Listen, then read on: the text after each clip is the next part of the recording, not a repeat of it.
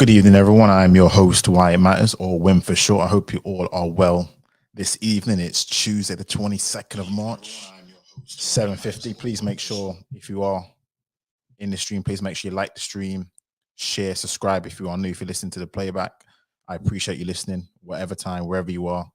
I hope you all are doing well wherever you are listening across the world. And hopefully we'll have a really, really, really good show today. So I'm telling you, it's clocks are almost going to move forward. Well, I think it's the end of this week. Or was it end? It was the end. End of this week. I think 27th. So clocks are going to move forward from GMT to BST time. Finally get that spring. I've been looking forward to it. Everything's going to start to kick in. I'm going to do another live stream about people talk about winter's here, but boy, spring is here, and that is a whole new level of pain. So I'm definitely going to have a conversation about that. Which, yeah, we need to have a discussion about. Just general life things. So yeah, hopefully if all the stars align, everything's all good, that'll be this Thursday. But please make sure if you are in the stream, please make sure that you can hear me. Mic check. I can see a couple of people have already been in here already. R&B, what's up? How's it going? Stanley, welcome. Hope you are doing well. Hope you and the family is all good. Now, so the reason for the stream, you've seen the title of the stream. I've tried to title it as best as I can do, but hopefully, well, I'm going to get into it anyway. But it's been an interesting few days, to say the least, around just the news. We all know what's going on. And, I'm going to tie that into this whole live stream because for some odd reason, there's certain stories which always, for me, just triggers a sort of deja vu. It's almost like, I don't know when people ever people get this when they see a new story or something happens. Like, I'm pretty sure this has already happened before. I'm pretty sure that I've seen this before, and this is a similar, or this is a reoccurring scenario that whenever I see these types of stories involving, again, a lot of the conversations that we had. Again, you see the title: freedom, justice, reparations, and I'm just thinking to myself, "Whoa, 2022," and the same conversation being had now. I suppose the argument would be, well, that means that our conversation, our arguments, or our viewpoints have not been heard. I mean, that's a fair point. So again, if you've not been heard, then people keep screaming, keep shouting, keep yelling, keep talking the same stuff. Because again, clearly either two things: the people who you're trying to talk to have not understood, or they're just not listening. Either one of the two, or actually probably they don't care, which, but again, to this live stream, it's probably going to be the latter. But what I wanted to do, I wanted to link it into a very, very popular biblical story. I'm pretty sure you all know about Moses, his plight. When we talk about the Exodus, the children of Israel, and whenever I see situations and stories, which I'm going to bring up the article just so that people can see what I'm talking about. I'm going to read it just so people on the playback, if you are listening in, if you're not able to look at it visually, then I can at least narrate it to you, because pretty much, we are doing, in my opinion, the same movement, expecting different results. Now, a famous theoretical physicist by the name of Albert Einstein, he coined this phrase and said this: the definition of insanity is doing the same thing over and over and over again and expecting different results. And this is where, again, if we bottom line a few things, if we talk about a few things, we do seem to be in that territory a hell of a lot of times. I'm not saying that we have sort of switched up. I think that's mostly to do with the technology that we're in right now. So nowadays we have social media, so everything goes quickly viral, but it's all still the same format, or still the same play. And some plays I don't disagree with. At the end of the day, you have a right to protest. You have a right to air your viewpoints. You have a right to talk about the issues that you still think is prevalent. I have no problems with that at all. But there comes a time where you just have to think, do we have to change tact? And if not, why is the same tact that we're doing not working? And this is why I want to compare it to the Moses and the Pharaoh. But before I get into that, before I break down that story, just in how I understand and how it translates to modern times, because I do believe a lot of these things, I mean, when I read a lot of these stories, whether it be the Bible, the Quran, obviously the Torah, the Tanakh, a lot of these stories, a lot of these things I do believe were life lessons that we all should really take heed to. Whether people believe it's actually the truth, that's another question. That's another thing for another time. But truth be told, when you read some of these stories, you're thinking, man, a lot of these stories are just life lessons that a lot of us can still learn from. not just way back then, but even still today. And this is where, again, this whole Moses and the Pharaoh story comes into play. So what I'm going to do, I'm just going to read this story, this article that, again, came across, and this really just kind of inspired this live stream to the title of this live stream as to what I really want to talk about. So I'm just going to share my screen. Please make sure when you come in, can you make sure you like the live stream, share, subscribe if you are new, if you're listening onto the playback. But I really wanted to talk about, so this is a new story that came out yesterday. Now, right now, the royal family, and when I say the royal family, it's the Duke and Duchess, Kate and Prince William. They're on their usual tour. So the usual tour, they go around the Commonwealth nations, and they go around in order to, I suppose, rekindle the relationship or keep continuing the relationship that exists due to the history. Now, of course, we know when it comes to the Commonwealth, we know there's a, let's just say, a fraught history there just because of colonialism, slavery, etc., etc. So right on cue. And this is why I keep saying it always seems like deja vu. I'm like, I'm pretty sure we've seen this before. I'm pretty sure we've heard this before. So it's the same play, same tactic. And again, I'm going to talk about where the whole Moses and the Pharaoh complex comes from. But let's just read this article so far. So, Jamaican campaigners call for colonialism, apology from royal family. And it reads, Jamaican campaigners have accused the Queen of perpetuating slavery in a letter urging the Duke and Duchess of Cambridge to atone for colonialism during their Caribbean tour. That's a big task for a couple of people, I'm telling you. As the country celebrates 60 years of independence, a coalition of Jamaican politicians, business leaders, doctors, and musicians have called in the open letter for the British monarchy to apologize for colonialism and pay slave reparations. So right there. Now, there's one thing apologizing, which, fair play. I'm pretty sure there was a David Cameron, when he came over to Jamaica and one of the other Caribbean islands, they asked him to do the same question, apologize and obviously pay slavery. And again, in regards to apologizing, I'm pretty sure he probably gave like a half-hearted apology, but it wasn't anything realistic. And regarding to paying slave reparations, it was more of a case of forget about it. Don't even worry about it. And it continues. Prince William and Kate's visit is seen as an charm offensive to persuade other Caribbean nations not to follow Barbados in removing the Queen of Head of State this year. We note with great concern your visit to our country, Jamaica, during a period when we are still in the throes of global pandemic and bracing for the full impact of another global crisis associated with the Russian/Ukraine war, the letter states.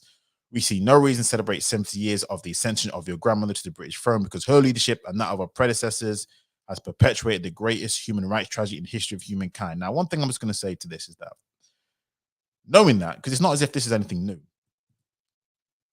if you feel that strongly about it, I suppose the question would be, how have you not followed Barbados's play earlier on? 70 years. Now, again, it's not as if you didn't know why he had independence. It's not as if it was some sort of great mystery. We all know exactly why Jamaica and other Caribbean nations were under the Commonwealth, why they had to get independence. It was because of, guess what?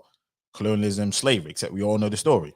But anyway, they're still under the Queen, or the Queen is still the head of the state in all but name. I don't know they really have that much of a massive say over certain things. Obviously, the Queen can interject at certain parts, but really and truly, how much impact does the Queen have? A lot of its legacy, in my opinion. Someone may correct me, in the comments if they think they're wrong. If the Queen plays a huge part, I'm not too sure myself, but that's neither here nor there.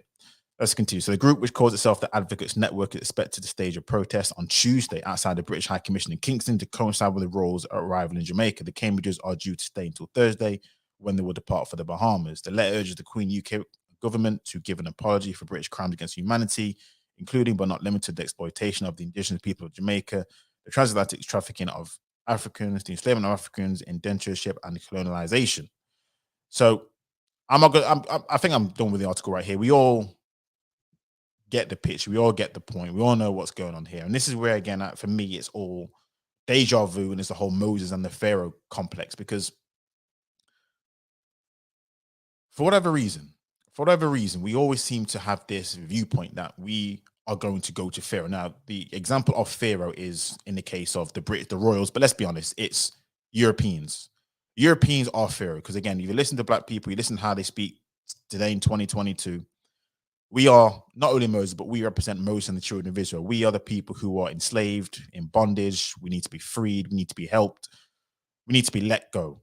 So, as usual, in our typical sense, we always want to have a leader. The black community loves leaders. We want this leader. We want this movement. And we all see so many movements. Again, during the pandemic, so many movements took place. Everyone wanted to take center stage as being the head of this movement. And they all want to be this next Moses figure, this like a Noah, the savior. We have a kind of a bit of a savior complex. I'm pretty sure you'll all agree with that. And again, there's nothing wrong with having leaders. Society does fuel on leaders, but I think for us, we seem to have a bit of a complex when it comes to, you know, we have to anoint a single leader as opposed to having, leadership in terms of a committee, in terms of a union, a partnership. It always seems to be, it has to be the head honcho and no one else can be it. But that's side by side. But the reason why I said Moses and the Pharaoh is because if anyone remembers the story of the Egyptians, the story of children of Israel, how they was in bondage, you'd realize that Moses, at first, if you realize it, this is how you can really deep this story. Moses pretty much was a sellout. He was a coon. Now, it wasn't by choice, but he was pretty much a sellout because he was actually learned in the school of the Egyptians because he was targeted as a youngster, but he managed to, I say free to safety, but they went into Egyptians' rulership, in which he spent his whole childhood pretty much being an Egyptian while his people were enslaved. And you could argue that Moses was a sellout because while he was living in a high life, his people were in bondage. His people were enslaved. You could argue like a lot of our people feel like themselves. When people always argue, oh, well, you know what? I seem to do well for myself. You could argue that they're kind of like a Moses in that sense. They're doing well, so why can't you do well? Of course, that's not how he saw it until he had his epiphany with the burning bush. But what I'm trying to say is this. When Moses realized who he was and realized who he should align himself with and wanted to free his people, guess what he had to do? He had to go to Pharaoh in order to what? Ask Pharaoh to let my people go. Now, this is where we come in. Because as that article stated, and as a lot of these things have been going on, we've seen a situation with, I'm not touched on this topic and I'm not really going to, but we know what's happened with Chow Q. And what we're asking for, which is the most fascinating thing, and this is why I say it's deja vu, this is why I call it the Pharaoh, the Moses complex, is because we're asking Pharaoh, and in this example, it's Europeans, to let us go. We're asking for freedom, justice. And I'm thinking to myself, hold on a second. Why would, again, let's assume that this analogy is correct. Let's assume that, again, all of us under bondage. Again, let's assume that all of us are under the yoke of the Europeans. We're under the yoke of the Pharaoh. We may argue about what degree that we're under, but that's by the by. But let's just assume that we are. So all of a sudden now we are trying to go to Pharaoh. That's what we're marching for. That's what we're protesting. That's what we're asking for. We're asking to release the bonds of our affliction. So we're going to Pharaoh and asking him, or them or her, whoever, the royal crown, free us, give us justice, give us equality, give us reparations. And I'm thinking to myself, do people really think that's just how it's going to work? I mean, do we really think? I mean, in the Bible story, I'm going to tell you exactly how it went, because even in the story, it tells us how we go wrong, and we're Moses and how he went right, or how they went right, because Moses didn't go just by himself. He had pretty much, again, as per the Bible, he had he had the Lord on his side, didn't he? And guess what happened when he went to Pharaoh? Because at the end of the day, Pharaoh said, "No, I don't want to free your people. I need your people. They're helping me out to build this great civilization." Egypt was one of the greatest civilizations the world has ever seen. Even to this day, people harp on about how great Egypt was in comparison to the time that it was in terms to, it was actually, I think it was noted as probably the first great civilization that ever sprung up, because of nothing was around that time. So why would Pharaoh want any slave to be freed? Because at the end of the day, it's free labor, cheap labor. So just like us as a people, we're asking for reparations. My question is this: why would they give you reparations? If they are under your bondage and they need you, and you're the reason why they've brought up their cities, they're the reason why the British Empire was as great as it was, the greatest empire that the world has ever seen.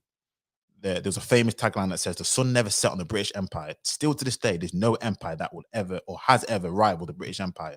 That is not even up for debate. But my question is this: with all that knowing, all that kind of information, why would the people who have enslaved you, the people who have mistreated you, why would they want to now turn around and give you your freedom? Does that make sense just by itself? I mean, surely we need some sort of, I don't know, bartering tool. We need some sort of leverage against them. Because at the end of the day, again, going back to Moses, what happened? When the Pharaoh said no, and obviously was laughing at, Moses and Aaron's face when it was going up to basically demand justice, demand freedom, demand that we get what we get and we can leave. Guess what happened? Moses had to show his power.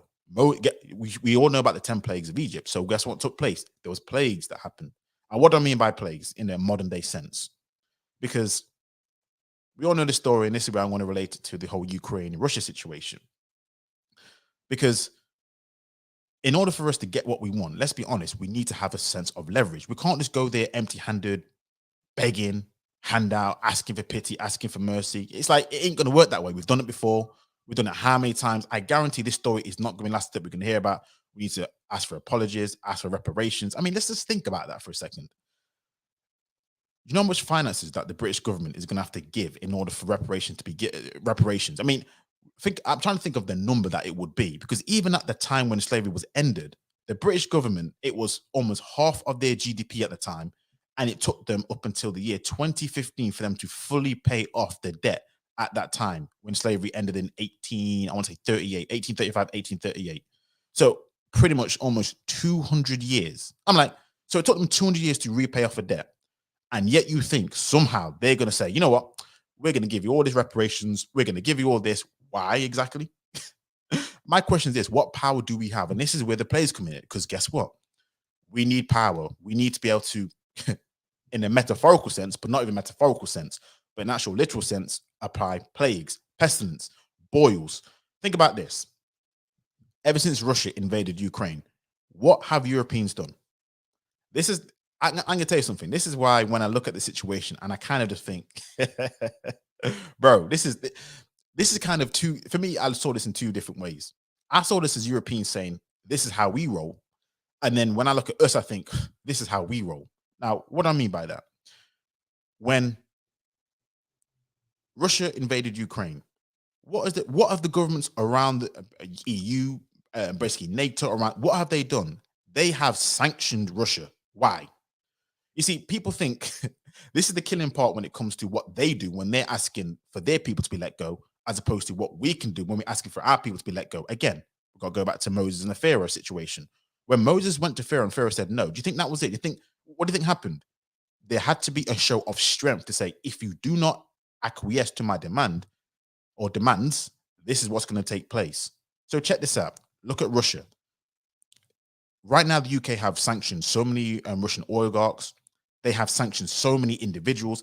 It's gotten to the point where you have, I'm going to say this, I'm going to be honest with you, innocent individuals who are athletes, who are entertainers, who can't even participate in their own sport, even though they're not the ones who voted to go to war. Russia's not like it's a democracy like it is over here. Russia's pretty much a dictatorship. It's not as if Putin said to all the Russian civilians, we're going to vote on going to Ukraine into war. Do you want to say yes? It's not like that's what happened. But guess what the UK government, guess what the US government, guess what EU, France, Germany, guess what they've all done? They've all banded together and said, listen, especially because Russia is a massive, this is another thing as well.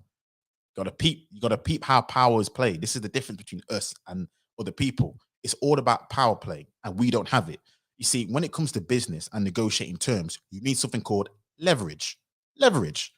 And we don't have leverage. All we have is a pity party. All we have is protesting. All we have is give us justice, give us peace, give us this. We don't have leverage where it counts. So all these little wins about, let's be honest, room head to state, all these things about some silly tour that might get called off. I think they went into Belize, they got a little bit booed out and stuff like that. To think they had to reschedule. All this kind of stuff is like, all right, cool. But I'm like this. The strength that they had, or I suppose, Stanley, you are correct. You are correct. Allies, strength of allies. But in the context of what I'm trying to say here, I suppose when I mean allies, I mean the global black power. The global black power, let's be honest, we have, by conservative estimates, 1 billion strong. And yet and still, I'm trying to think, what kind of power do we have to basically say to our colonial masters? Because at the end of the day, we always say, we're the ones who give all these minerals, all these resources. I'm like, okay, cool then. So why is it that we've not been able to show our strength where it counts? Because you're right, the allies, they was able to show their strength. They was able to sanction them. Eunice, you're right. You're 100% right when you said there. Roman Abramovich, the Chelsea owner, he got sanctioned. He's had to sell the club. There's so many. This is how Europeans roll when it comes to their situations. And the reason why it's so pertinent is because they know Russia is a massive party when it comes to oil. And this is the part with the dependency. Because Russia has a show of strength, because Russia has resources that a lot of the West use, so much to the point that us as the UK, we're trying to figure out how to replace some of the oil and things, because we know there's going to be fallout. There's going to be fallout from Russia. So whatever happens, whoever side wins or loses, we know there's going to be fallout. There's fallout already when it comes to finances. There's fallout already when it comes to flipping. Petrol prices gone up crazy. It's ridiculous.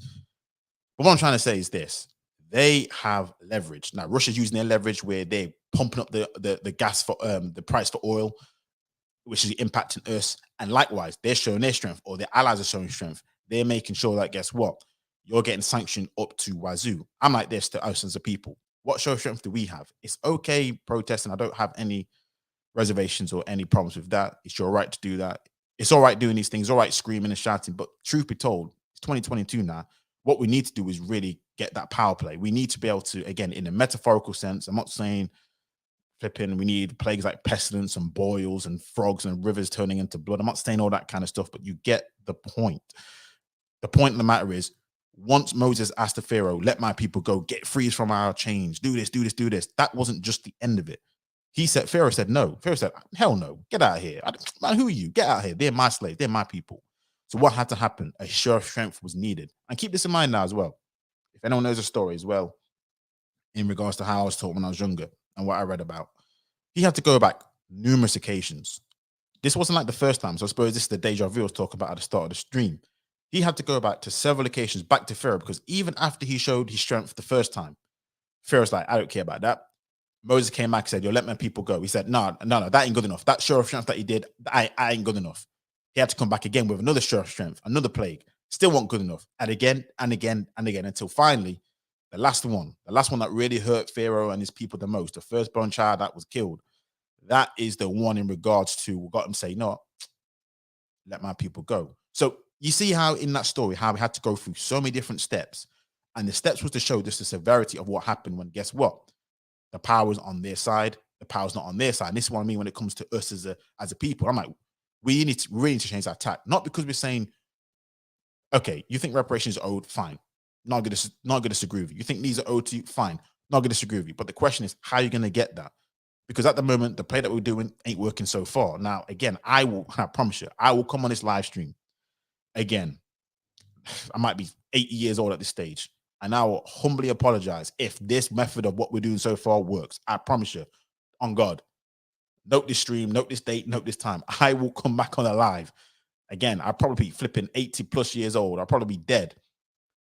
If this strategy that we're doing currently right now, which is going right back asking, oh, we need to apologize for your role in slavery, apologize for your role in colonialism, and give us reparations. I mean, please, sir, this is how it sounds. And sometimes when you look at the comments in some of these articles, you see a lot of people saying, yeah, and this is like how, again, we'll say Europeans, this is how, British white people think when it comes to this question. They're like, no chance, no chance. So think about it. They're like, no chance. I guarantee the government's thinking, no chance. What am I saying? I'm saying this. In order for us to get that what we want, we need to be in a position where if they don't give us what we want, we can punish them, whether it be voting, whether it be power, whether it be resources when it comes to other allied partnerships with African nations. This is why, again, and I'm going to use the Ukraine situation when it had I think it was the Africans, Nigerians, Ghanaians, Zimbabweans, they were all trying to flee Ukraine. And we all saw the videos that took place in which the Africans, they couldn't get off first, but it was the Ukrainians, and obviously they're the ones who could get off first. And I thought to myself, everyone was saying, okay, what the government's doing? The governments were pretty slow, pretty lax. And I heard people saying, oh, it's because the African governments don't really care. I'm like, this is the problem. If something was to happen, what would you do? If you go to these people and go to these European nations and say, you know what? You've been fleecing us. You've been taking our resources. I mean, you see what France is doing to the Francophone African nations. It is nothing short of a disgrace. But the thing is, though, what happens when they say to France, you know what? I want your foot off my neck. Well, France will say, or what? That's what it is, isn't it? This is what Moses and the plagues were doing. Pharaoh was basically saying to Moses, or what? What if I don't let your people go? What if I don't listen to you? What are you going to do? And this is what we need. This is where it is with us. So when it comes to Europeans or the Jamaican campaigners asking for not only just an apology, but atonement in terms of reparations, you know what I would say if I was the Royals and if I was UK, or what? What would you do if we say no? Because we all know David Cameron's already said I think it was in 2014, to forget about it and move on. That's basically him saying, move on, don't worry about it, forget about it. And then if you bring it up, or what? What are you going to do? What can you do? And this is the question. This is the thing. So we're in a situation now where we're, in my humble opinion, playing deja vu. We're playing, this is the repeat process of where, unlike Moses' situation, we don't have the power to be able to enact these pestilence, enact these boils, enact these certain plagues that were able to enact on them, again, metaphorically speaking. But I'm like this: if we don't have the power, we're just basically begging. We're basically begging a group of people. And again, I have to say this again, the dichotomy of what we're doing. We're asking a group of people who, again, according to a lot of black people, let's be honest, majority of them blame everything of their ills on white supremacy, structure of institutionalized racism. So I'm thinking to myself, make this make sense. You're going to ask the same group of people who have you in chains, have you in bonds, people who have inflicted so much damage to you, to all of a sudden trap back and then free you from that affliction. I'm trying to think, in what universe does that ever happen? Unless you have some sort of leverage or power, or some sort of, they have invested interest to even do it. It's even when slavery was ended. I mean, even the game that they play when Britain retells a story about why they ended the slave trade. And this was actually my first ever video when I did this on this channel, about why Britain, and I still hold this to be true to this day. I've evolved my position on certain things, but this have not evolved on it. I said why Britain does not deserve any credit for ending the slave trade. Now, I'm not saying that there shouldn't be consideration as to, yes, they did end it, but there's no way near I'm saying Britain deserves any sort of credit for ending a slave trade that was in for 200 years, just because in their mind, well, everyone did it. Well, everyone did this and everyone did that and everyone did this and da da da da da da da da. That don't make it right. This is like this is the analogy that I wanted to use, which I didn't use at the time of the video. This is like men, because men back in the day, there was a law that said that they could still hit their wives. I think it was up to a certain limit now. Again, I keep forgetting exactly what it was. I think it was like a certain ruler length or something daft like that. But men could legally actually hit their wives. Now, this is like men saying, "Oh, but we this generation of men say, well, we stopped abuse of women. Women, you should be happy that we stopped the abuse of you. Every other men, they abuse you, but we stopped that. We made it a legal activity to stop the abuse of women." I was like, so do you think you should be credited for doing something which, let's be honest, shouldn't even exist in the first place? This is how ridiculous it sounds. But this is what happens when Britain always talk about, we ended the slave trade. I'm like, bro, even though other people did it, does that make it right? A lot of people do things like murdering wars. Does that make it right just because you said, oh, well, we could put a law and legislation that says in order to go to war, you have to do this and that. I'm like, okay, cool. You finally caught up to civilization. Congratulations. Congratulations. But this is what they say to us when it comes to our achievements. Congratulations, you finally caught up to the First World War. You were in the Stone Age until we met you. You were cavemen. You didn't build fires until we got here, or you only built fires until we got here. Congratulations. That's what they say to us when we load our achievements. That's what they say to us when we talk about how good we've done. That's what they say. That's what they say. I've been peeping some of these channels, and I'm telling you right now, some of the, and here's the thing. Sometimes it's like a it's like a guilty pleasure, man. I shouldn't really be doing this, but when I go on some of these channels and I listen to some of the commentary and I listen to what a lot of people think about our achievements, us as history, and we talk about, and this is why I always believe we should big up our excellence or big up our history. But even still, when we do that, it gets a lot of people like, oh, that's not true. And here we go. Should we be clapping them for being able to tie their own shoelace and all this kind of other stuff?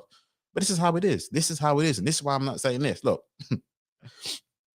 when it comes to this situation, when we talk about freedoms, justice, reparations, listen, I'm not even against it. This is another thing. So before anyone sort of gets the wrong end of the stick, before anyone sort of says, oh, you just don't want this, you don't. No.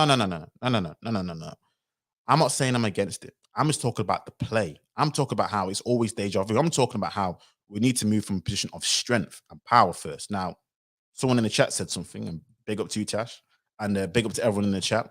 Make sure you please like, share the stream, subscribe again if you're new, listen to the playback. But you mentioned a group of people here, and I talk about these people a lot when it comes to our situation, because you are 100% correct.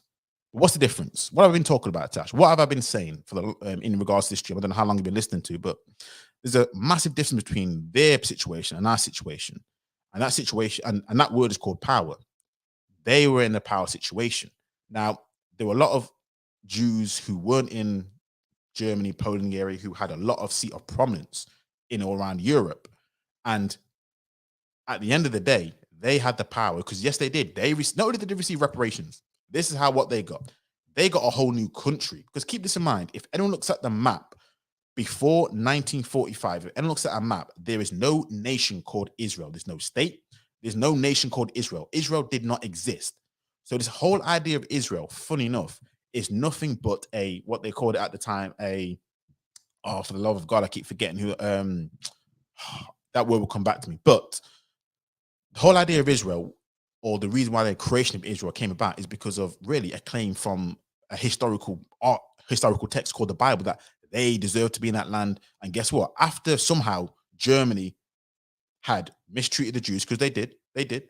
Germany mistreated the Jews. Obviously, Germans, they went into Poland and Austria, etc., etc., etc. They managed somehow not to get a spot in Germany, which these were German Jews now. They weren't Jews in Israel. They probably left Israel hundreds of years ago. And some, Hebrew Israelites will probably disagree with that anyway. But they were in, they were in Germany. So why didn't Germany give them a part of land in Germany or in Austria? Why did they go to Israel? And that's the question. That's always been a question, but it's not even the point. The point is they had the power. So the reason why Jews received it is because they didn't come in open hand. They had a much better starting position, a much more leverage, because they had the banking systems, they had all these financial institutions, and this is again going back to the whole Russia-Ukraine situation. You look at the allies that Ukraine have; they've financially penalized Russia. They've stripped a lot of the oligarchs of their property assets, in terms of the companies that trade in UK and trade around Europe and trade in the US, they have stripped them. So what Europeans have decided to do is they've used their power, used their strength in order to say, you know what, we are going to sanction you. We are going to do this because guess what? For whatever reason, for reason that we know about in regards to the resources that Russia currently have, one of the monopolies of in regards to how we receive our energy, we're like this. We need to protect our interests. And this is the question. What do we have to leverage or negotiate to say, look, Britain and the West, they need to protect their interests. So it's better for them to keep us sweet. And however that works is however that works. But again, here's even the last final point I wanted to make about this, which is even more interesting. Because say in a parallel universe, it does work. Say in a parallel universe, we get what we want. So you're going to talk about freedom, justice, reparations, but let's hone in on this reparations part, because that's really that's going to be mostly keenly felt. That's the one where we can actually measure it in terms of tangibles. When it comes to justice and equality and things like that, let's be honest, it's kind of hard to judge it purely. Let's be honest, it's really hard to judge it. But let's talk about reparations for a second. Do you really think that they're just going to give you reparations and that's it? Again, when you look at the story again of Moses, after Pharaoh finally said, fine, I relinquish, I relent. Take you, your people, I don't want to see you ever again. Get away from me. Get out of Egypt. I don't want to see you ever again. Do you know what happened? The story goes that he changed his mind even still, even after all those plagues, even after all those sanctions, even after all those coming together, all those heartaches that those people felt when it comes to all the sanctions, all the pestilence, basically all the turmoil that it caused Egypt. They still said, we need these people here. So they went after him and they came after him. So it wasn't as if these people decided after all that just to give it away like that without a fight. And this is another thing as well that you have to contend with. Say, for example, you do get this. You don't think there's going to be some sort of penalties attached or some sort of, some strings attached. You don't think that's going to be something where the UK, but the European allies, or the Portuguese, the Spanish, the French, the Brits, all the European allies, the main players who were involved in the slave trade, you don't think that there's not going to be strings attached, and they're going to make it their damnness to ensure that if this does go ahead again, let's just say I take it on face value, whatever we're going to do, we're going to campaign, we're going to send all these wonderful letters. Apparently, letters going to make it all better. All right, cool. All these fanciful letters. You don't think that they're going to have some strings attached? You don't think they're going to have some sort of thing that says, you know what, we're going to control how the reparations can be spent. We're going to control who it goes to. We're going to control where it goes to. Now, we all know, let's be honest, and this is something else which kind of kills me about these kind of conversations, which I've been involved in, and I actually do agree. Are we even built right now to even accept certain things like that? Because let's be honest, when it comes to us as a people being together, we don't half make a hash of it. You would think of all people who should be the most together are people who's in a land which is, let's just say, well, we're the minority. And don't you think that should really be the case? In a land where we're the minority, by default, we are kind of, let's be honest, going to be oppressed because we're the minority. Now, you will think, using that logic, we'll be the most connected out of, let's say, people who are in majority black countries. Again, see Caribbean, see the continent of Africa. No. And when I look at it like that, I'm thinking to myself, we're not in a place, in my humble opinion, to even remotely ask for reparations, because we can't even manage sometimes when it comes to living with ourselves as a people. I know when it comes to supporting our own stores, we don't do that. I know when it comes to supporting our own people, we don't do that. I know when it comes to, I know for a fact, I know for a fact when it comes to saying we need to be with each other, no sleep with no white women, white men. I know for a fact we ain't be doing that. So sometimes when I look at these things like reparations and I think in a parallel universe, we get what we want. I'm thinking to myself, are we even are we the right generation to even receive it? Because we're not really united as much as we should be. And at the end of the day, if we're not going to be united, then at the end of the day, it's just going to be gone anyway. We get the reparation. This is why sometimes, in a sadistic way, I'm thinking to myself, give it to them, because at the end of the day, they're going to go to your stores, they're going to buy everything which is European, whether it be the cars, clothes. They're not going to build up their own society. They're not going to do this. It's just going to be gone. So regardless of whether you get it or not, my question is this: is it actually going to do what it's intended to? We all know what happens when it comes to aid that goes to Africa. It's like, who does it go to? It goes to the big chiefs, it goes to the government, and they are fraudulent. There's so much corruption that goes on in these countries. It's crazy. So the actual people who should benefit, they don't even benefit. So I'm just like scratching my head thinking, even if we do get it, even if all these things, even if the chips fall in line as they should do, the dominoes fall as they should do, my question is this: are we even the right generation to have it? Because again, we talk nice, we talk good, we do that, we talk a good game, we talk about this, we talk about unity, we talk about this, we talk about that. But I'm like, at the end of the day, in my humble opinion, again, this is my musing. So this live stream is just my musing. This isn't anything factual, as you can tell. This is just my musings about certain things and certain stories that I've seen. But again, you let me know. But are we even in a position to even receive this and for it to work as we want it to work? Because I'm just like, for what the little things that we do have, the little things that we do control, the things that we can control in our own gift, we do make a hash of a lot of things. Let's just be honest. Let's just be fair. Let's just be fair. We talk about a lot of things about how we're being stopped by this and that, but truth be told, a lot of things that we can do, which we don't half make a pig's ear out of. And then I'm like looking at these stats and looking at the predicament that we're in and thinking, flipping hell. Now, again, I'm not saying it's all bad. Don't get me wrong. I'm not saying that we do everything bad. I'm not saying that at all. So please don't take it the wrong way. But bro, sis, when I say that sometimes these things that we're going to get or we're looking for, I'm just like, it is what it is. Now, yep, you people in the chat saying it's a lawsuit, it's a legal requirement, all this kind of other. So I mean, a legal requirement. I don't think it's a legal requirement. I think it's a request, but a requirement. You have to show me that, because that's just what you think you deserve. But at the end of the day, that's just legal requirement, not a chance. Now, again, I agree with this, Stanley. A lawsuit. I mean, and that's true. But my question to that, in terms of morality, how reps should be used, my reparation should be used. My question is this: wouldn't you care about how it's used? Wouldn't you care about the leaders who get the reparations? I mean, it's all right saying you're going to get it, but wouldn't you care for yourself? I mean, listen, I know it's a question for your people, it's a question for our people, but I'm just saying this myself. Listen, would you even trust the people who request it on your behalf to even get into your hands in the right way? Again, that's another question for another day. But the whole purpose of this live stream, the whole purpose of this is to say this: look, 2022, when I compare and contrast in regards to what's going on with Ukraine, Russia, in terms of how I suppose Ukraine's allies and how they've banded together, how Europe seemed to band together in regards to, and they really make it. So this is how you can tell when someone's a major player on the world stage, because they don't just talk about it. There's things that they do. Again, the legal sanctions, they have pretty much disavowed everything to do with Russia. I mean, it got to a stage again where you have individual civilians who have nothing to do with the war themselves, who I'm pretty sure don't want the war to take place.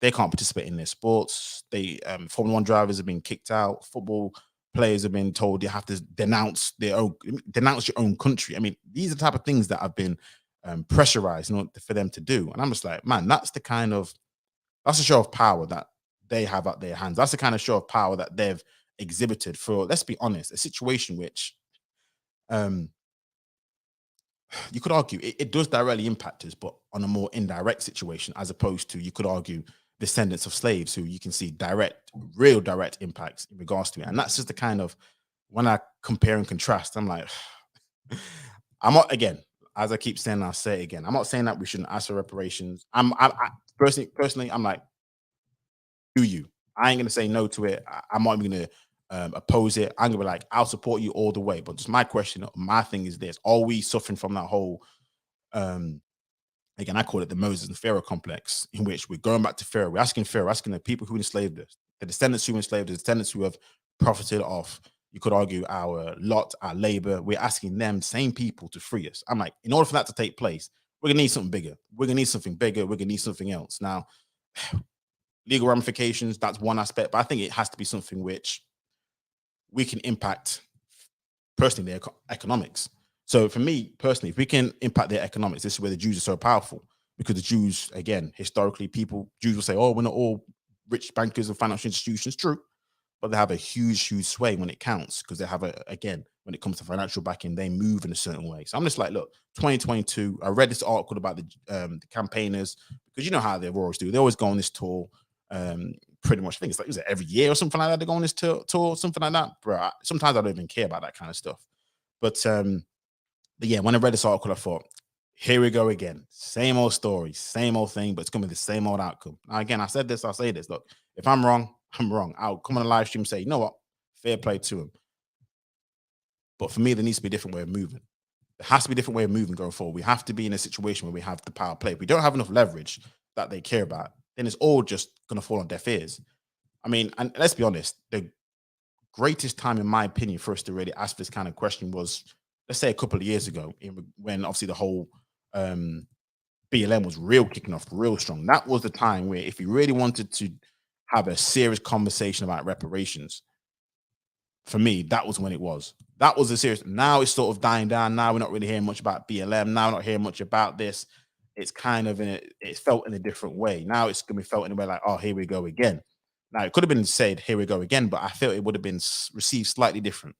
So I'm just like, we'll see how this goes. Again, I'm not expecting it to go anywhere. I'm not expecting Kate and Prince William to even respond to it.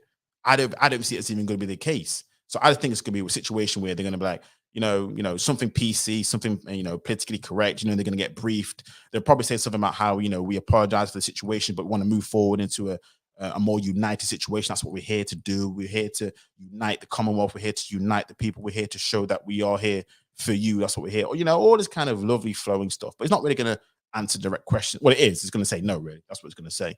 Now, Stanley, yeah, the long game. I mean, a hell of a long game, bro. A hell of a long game. But again, like I said, if it does happen, it won't be until I'm at least 70, 80 years old at the earliest, in my humble opinion. But if it does, I will come on live stream. I'll apologize. I promise you. I'll apologize. I ain't gonna duck it. I'll apologize. I ain't gonna I ain't gonna duck it. I've dropped the live stream in the chat. I'm actually gonna pin it. So I'm happy for you to come up and have a conversation. Your take on all this, your take on the whole conversation at all, whether we need a different tact, how you see about, the Jamaican campaigners calling for reparations. Don't want to keep you up too long. Let me pin this to the chat.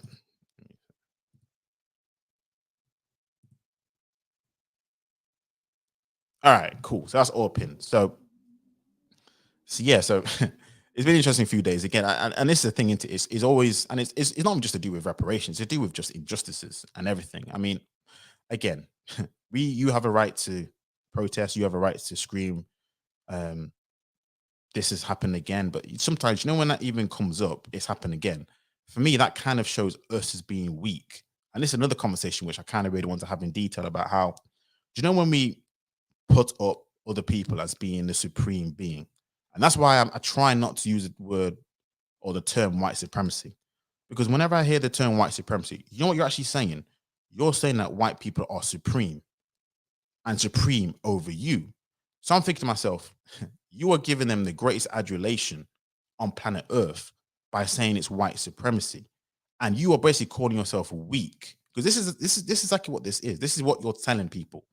You're basically saying this critical race theory, everything. You are saying you are putting yourself in the subservient position already at the get-go, which again, it creates a victimization narrative, which, let's be honest, it does. A lot of people use that as a crux to say, I can't do this in life. I can't do this because of white supremacy. And I'm thinking to myself, listen, my take on it is this. My viewpoint on the whole word is this. Europeans are the top dogs in this world. Yes, they are. Yes, they are. They have gone out and dominated. They have gone out and controlled. They have gone out for the seat of power. This is what we should be doing. They've gone out for power. They've got it, and they've got it, and they don't want to relinquish it. That's why when it comes to things like China, that's why it comes to things like this. They are nervous when it comes to China. They are nervous when it comes to these other emerging markets. They're nervous about their population. They're nervous about a lot of things because yes, they want to make sure they know it. We all know it. They know that they are currently, as it stands, the top dog. But that doesn't mean it has to be that way. And whenever I hear that word, and critical race theory, it for me, it puts in a situation where, are you trying to say that everything that you do cannot dethrone these people? Because you kind of putting, you're not kind of, you are putting yourself in a subservient position where you're basically saying you're inadequate, that you cannot dethrone this system. Because I thought to myself, before white people were the pinnacle of power after the Renaissance period, because they had the Dark Ages, didn't they, where it wasn't Europe in power, it was China. So China were in power during the European Dark Ages. Then obviously after the Renaissance period, Europeans got themselves into power. And I'm just like this, look, if that's the case, like Britain, like British Empire, before Britain became the empire that they did, they were known to the Romans as just being normal, not very, actually, I think they were lower class people. They were enslaved by the Romans, having said that. So they were enslaved by the Romans. And after that, this is why they actually, one of the things that they coined was that whole Britannia, that whole song about they'll never be slaves ever again. This is one of the reasons why they did that. But whenever I hear us talk about white supremacy and all this kind of other stuff, I'm like, sometimes I think, I'm like, just chill out on the whole white supremacy stuff. Because for me, that just puts a narrative in people's head that just says, let's be honest, white people are supreme, white people are this. And also it puts a narrative of, it does stem a lot of victimization, which in all honesty, nowadays, there's more roots. Nowadays, there's more opportunity for us than it ever has been for any sort of inadequacies, for any sort of deficiencies, for us to turn it around. And that's why I'm just like, I don't know. But links in the chat. I mean, look, Stanley, regardless of whether it is their system or not, and yeah, you're right, white people do get crushed. But whenever, and here's the thing about that, Stanley, whenever someone like myself or particularly a conservative use that talking point about how white people get crushed too, typically a lot of black people say, well, that doesn't matter. They have privilege. They have all this kind of stuff. That doesn't matter. That's all that kind of stuff. And I'm like, well, so hold on a second. To what end does it mean? Sometimes it's almost like a bit of a, well, they're going to use whatever they want to do and use white supremacy as a way out. So even though and that's why I agree. Yeah, white people get crushed too. But again, when you listen to a lot of other people speak about it, it's almost like they don't ever get crushed. I'm like, I don't know what kind of white people you're around. I see a load of working class white people, a load of average white people, a lot of white people who aren't making it in life. But again, this is the whole thing about, we've gone back to white privilege and that kind of stuff and all that kind of stuff. It's like, man, please. Josh, welcome. Oh my goodness, pick up yourself. White Matters. How are you? Yeah, not too bad. You? I'm good, thank you. Okay, I am a little bit disappointed by this, right? I am going to be, I'm obviously an advocate for reparations, right? So I just want to put a little bit more respect on this, right? Because first of all, reparations for us, right, is an acknowledgement of chattel slavery, of the history that took place, the misjustice that took place, and the impact that it is put on us today, right? So there are institutes that are still colonial they have a colonial kind of policy, procedure that are in place today. So it's not just about a financial package, right? That's the first thing, right? And I think Child Q is a prime example of that. We still have systems today that have that tarnished kind of perspective of what took place, of this kind of feel that kind of era and that time had. So it's not necessarily just about a package, right? And I would say if you don't want the package, how would you expect to for me, I mean, the package is non-negotiable at this stage, right? I think you missed my point, Tash. I think when it comes to this package. Right. You because you were saying we have to be ready to know how to use it. I hear this quite a bit, and we have to be prepared on how we're going to spend, and are we in a place to kind of spend in the correct manner? Are we in a position of power where we're not going to be exploited? That really, at this stage, is really not, it shouldn't even be a discussion, because at this stage, there needs to be that acknowledgement that this history took place. We've got our children in these education systems still having to go into the year 8, year 9 period, right? Where they are having predicaments of where they're going into history lessons, having to learn about slavery, having to learn about the negative aspects of their history, right? There is no acknowledgement. So we have to, unfortunately, push for that acknowledgement, right? So But I suppose, just Tash, wanna yeah, I go wanna ahead, go be ahead. clear on that. But I think this is where you probably misinterpret my point.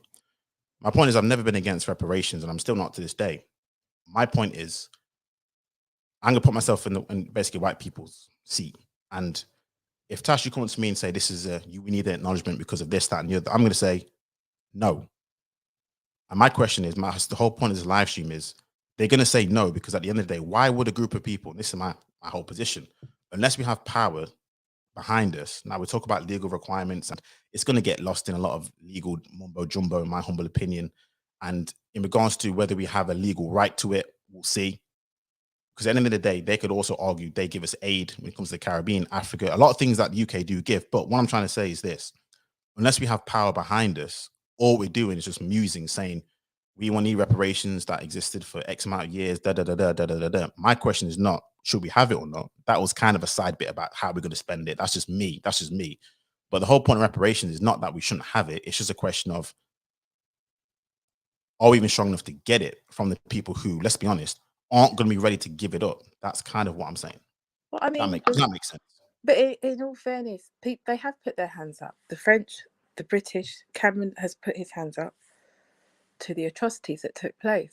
Right, They ain't going okay. to pay reparations, though, are they? That's the key, isn't it? I mean, if they Yeah, apologize and the don't give 10 million reparations, would prison, you accept it it? may not, they said it was a gift to Jamaica, that the taxpayer, the British taxpayer spent. They built a prison over there to basically make sure that they got rid of the Jamaicans that they didn't want here and put them into a prison because their prisons were full in Jamaica. Yeah, that's pretty gangster in my opinion. See how they play it. That's pretty gangster to Well, me. I Go ahead. mean, look, I mean, we can focus on what they're doing, or like you said, we should focus on what we're doing to a certain extent, and try to think more in a logical manner, right? And not get caught sleeping when they do these kind of things. For me personally, right, a lot of people went over there illegally, and even those that were imprisoned, I would even say there's an argument that a lot of them, those Jamaicans, shouldn't have been imprisoned. I take that quite seriously, but that is a complete insult to put a system that they put in place for blacks in particular to be in prison, not just in the Caribbean, also Black America went through this as well, where that system was built to imprison Black people that they brought over here and put them straight into those spaces, right? To keep us down. I thought that was a direct insult, and shame on Jamaica for even accepting that. But they have acknowledged it. There has been an acknowledgement. I do agree with you that we do need to bear some form of accountability in regards to how we are now operating, because we are in positions of power to a certain extent. But what I find strange is it's so interesting. Anytime Black people want to do anything, but we can't do it because there's always kind of excuses as to the reason. For other groups, when there's no questions as we're not going to be able to group and work together and do anything together, we haven't got the power, we haven't got this, we haven't got that, they just get on with it and make their moves. Rome wasn't built in a day. I think we should have a plan. There should be a plan. I do think there's a lack of accountability amongst our community. But at the same time, I think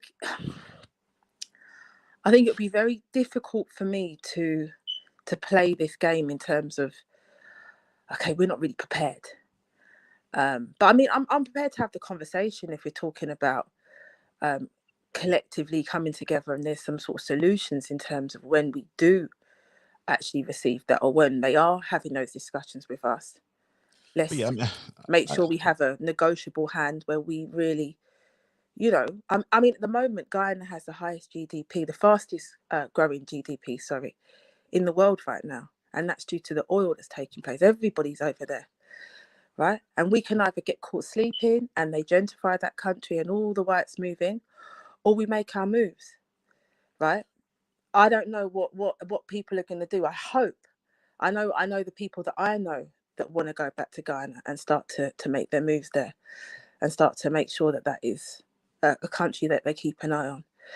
But this is my concern. Why should we, when we do get the money, when we are in positions, why is it that we start flapping about and Well, and this is another thing which I didn't get to talk about, because it's not like we've not been in power in politics. And how serious for us has this actually conversation been tabled?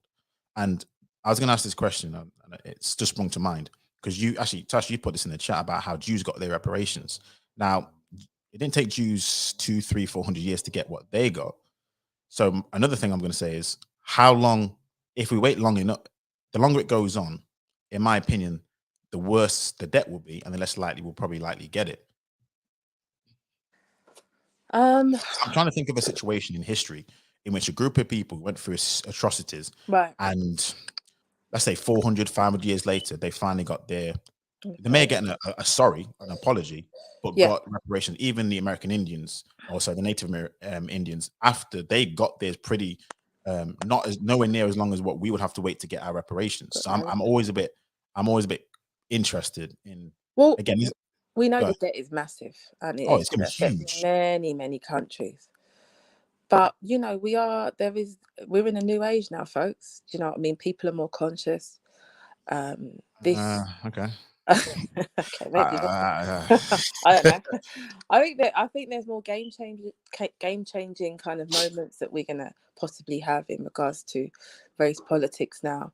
I think more virtue signaling, but yeah, go ahead. Okay. Maybe so, but I think I'm quite optimistic that we're going to get a few things done with this next generation. It's we can either ignore things and continue to be victims. I don't necessarily go by the white supremacist narrative all the time. I feel like at times there needs to be forms of accountability, but it definitely exists. It definitely affects our people. And again, I'm going to mention Child Q, plug that again, because that is a very, very serious situation that's taken place, where that young girl was stripped down by a police officer, and it was legal. Okay, so we need to work on these kind of we need to work on in these areas and not ignore them. Reparations is a big, it's a massive game changer, and collectivizing, working together, thinking about how long we've had it and whatever have you. It's now we just need to put our legal heads on and say something has been done, a misjustice has taken place. Has it affected our people today? I would agree. I'm hoping that you would agree with me that it has. I'm not sure. I think I was hearing a few little comments from you saying that, yeah, but some of us are doing well, not taking the opportunities. Was that the kind of narrative that you were? Well, no, that's my narrative on white supremacy a little bit in right. in regards to a few things. But my mantra on things like that is, there's things we can control and things we can't control. Okay. A lot of things we can control, we blame it on other things that we shouldn't be. And things we can't control, I'm all happy for you to, protest and complain and shout and sing. I have no problems with that. Right. But we have this mindset which states, because I didn't want to bring it to this conversation, but I always find this interesting. Whenever we talk about dating and relationship, white supremacy never gets brought up when it comes to why black men and black women aren't dating each other. That never comes up. But no, seriously, I find it interesting when if black women say black men can't build, I never hear white supremacy is the reason why they can't build. When black men tell black women you're not being feminine enough, I never hear white supremacy being built.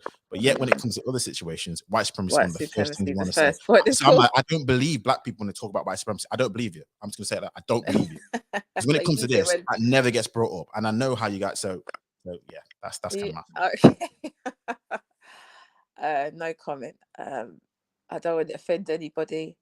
I have my own outlook on that. Stanley, do you want to Stanley, maybe you can jump up and have this discussion. But I suppose my whole point to reparation, again, just for the people who knew, I've never been against reparations.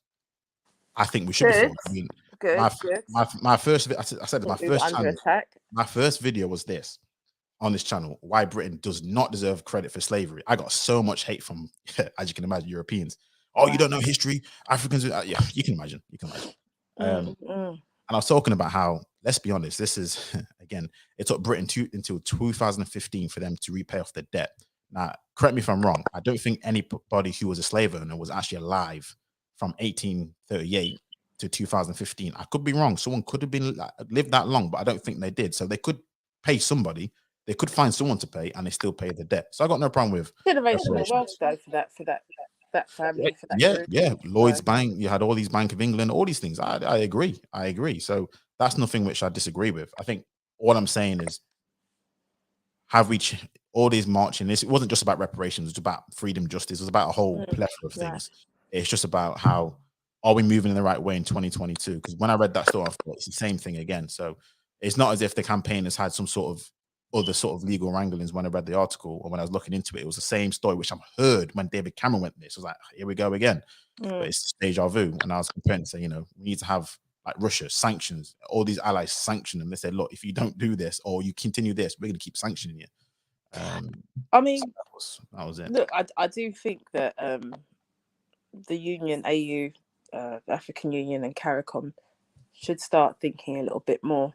They got resources. Again, you look at Congo for mobile phones, the cobalt. There's some resources in there. It's like, if you really want to play funny, but again, they don't control all these things. It's just like, Yeah, I mean, they have a good bargaining hand with any nation, and the forecast is the climate that we're in at the moment is natural resources we're in trouble, so to speak. In terms of the globe, right? And Africa is going to be a hotspot, and this is where we go into murky waters. The whole corruption that takes place over there. Who is responsible? Is it the Europeans, the Americans, or is it the African leaders? And I'm on the fence in regards to that, and the Caribbean, because this is that whole accountability position that I kind of come from, in terms of we do have the power, I feel, to make a change and to make a difference for the people that live in these countries. And we probably do need to put a bit more pressure and point the finger at some of these leaders. But at the same time, we do need to be clear. It needs to be kind of a balanced effort where we do push for the reparation bill as well. It does need to take place. So I just want us to be as balanced as we can. And yeah, I mean, there's loads of ways of doing it. When you raise your trade barriers and your tariffs and stuff like that, and you start to sanction and do whatever, there's political ramifications that may come with that. So it's very complex. Maybe at one point we can go into this in more detail to really look at what country has what treaty, how long it's been going on for, and what power they have in their hands. Maybe we can at some point do that. I don't know. No, be interesting. Stanley, welcome. I think it's the first time at least calling in. It is. Can you hear me? I can hear you loud and clear. Okay. Yeah, I'm testing earbuds. I basically, and I think, hey Tosh, I think this is really something that I'm curious about. What is accountability? And I think what I heard is we have to be careful about, if reparations actually happened, we have to care how individual Black people spend them. I'm curious as to why it would matter. Okay, let me just. The money is owed. How it gets spent. Some of us will spend it wisely, some of us will not. It's the same thing with white people. No, you're true. I think that point for me was kind of a flippant, tongue-in-cheek comment, I suppose, just about unity and we talk about spending black, and I think that was more of a tongue-in-cheek comment to say, at the end of the day, if you do give it to us, a lot, because over here, 95% of our wealth gets spent outside the community. A lot of our business that are for us aren't owned by us. So it's kind of a tongue-in-cheek, flippant comment to say, if you do give it to us, it will go back into their hands anyway. So that was that. So, but yeah, I agree with you, Stanley. At the end of the day, Well, oddly enough, that. that is white people's argument. I've heard that plenty on, excuse me, other servers. Yep. So it's not. I don't know. I mean, if the money is owed, I don't really see. If something is owed, I don't see how the assets or the money is spent as a problem. It's either owed or not. And to me, that's kind of the essence of the argument. True, I suppose. I agree. I think, again, for me, it was just a case of, you're right. And when you look at credit scores and credit reports, a lot of times people, I know it's a legal argument, so this is probably not the greatest analogy, but banks are hesitant to loan to people who have poor credit history because they know they're going to get into the same situation that they was do, even if they do get a windfall. I know it's a bad analogy because it's more of a legal ramification and no one cares. But I suppose, again, that was my tongue-in-cheek, flippant comment to say, well, at the end of the day, they're going to get it back anyway. So you might as well give it to them because they're going to get it back some way, which means they're not going to pay reparations. Yeah, but you have to be careful with comparisons because, if you're going to look at, quote, history, I think, if we really want to put it, as a, quote, credit history, I think our credit's good here. We built countries. I think we know the work ethic. Yeah, I just want to quickly second what Stanley said in regards to this, how we spend things, and I'm glad that's kind of been underlined, because I've also gone to a number of channels, and I do think these are FNAT talking points at times when they talk about what you're going to do with the money. And that's sometimes I've experienced that in servers where people have came and you thought, okay, we're having a genuine conversation about reparations, and a black, non-African, non-Caribbean is starting to, non-black American starts to come and say, well, how are you spending your money? What are you going to do with it? You've been known to not spend it correctly. And it's like, that's none of your business. It's not, well, how we spend the money is not the point. It's the fact that it is owed, and we are entitled to it. I hear you, but I suppose let's take Black Americans away from it and talk about Caribbeans then. I mean, yeah. And I was saying this, the government's not just going to say we're going to give it to every single individual. They're going to do it in a way which, well, we'll see how it works. But I don't foresee, I could be wrong now, the government's just going to hand it to individuals. They'll probably hand it to governments if it's the Caribbean. And then I'm pretty sure the people are going to definitely want to know how's it being spent. Because if it's going to get spent in the corrupt leadership, then the people who needs to benefit the most aren't going to see it. Like, again, I used have you read the CARICOM the argument package? I mean, that's a forward argument. Have a read of that. It's not how they spend it, it's if it is owed. That's really the crux of the reparations argument. It's not how we spend it, it's if it's owed. No, true. But I suppose as a person, individual who's going to hopefully benefit from it, again, wouldn't they care about the latter as well? So it's owed. Well, can I think of it as a class action? Okay. Because obviously they're the ones who are going to have to, I'm assuming, going to want to benefit from it. If you look into the CARICOM reparations package, it goes directly to institutes that I was discussing earlier on that have been colonized in the Caribbean. It also goes towards mental health. It's not supposed to be going directly to the pockets of governments. Okay. Right. So it needs to make those kind of changes directly to those institutes, the health, education, and what have you. I think I was trying to find it for you.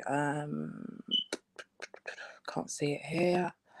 It's quite old. I wouldn't say I agree with all. I think it's about 9 points. I wouldn't agree with all the points that's been made.